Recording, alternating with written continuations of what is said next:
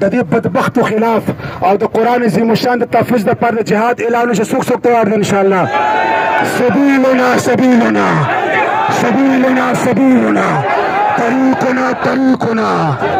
جزاک الله. قرآن پر امن دی.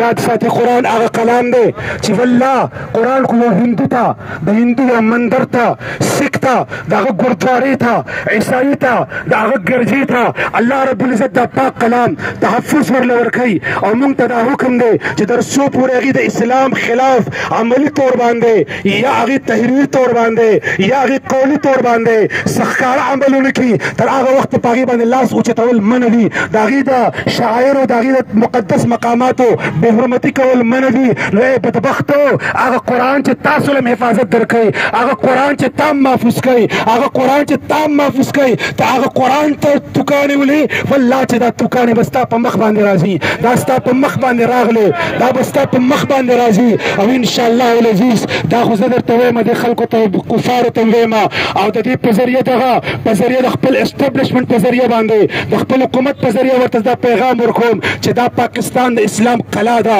او والله چې تیسر جنگ عظیم او غزوه هند آغاز به د پاکستان نه کېږي، د دې قومي نه پرې کېږي. او انشاءالله د دې حکومت د قرآن حکومت په دې ټوله دنیا اول هم و اوس هم دی، خو انشاءالله تر قیامته پورې به د قرآن حکومت وي انشاءالله. وي به انشاءالله که نه.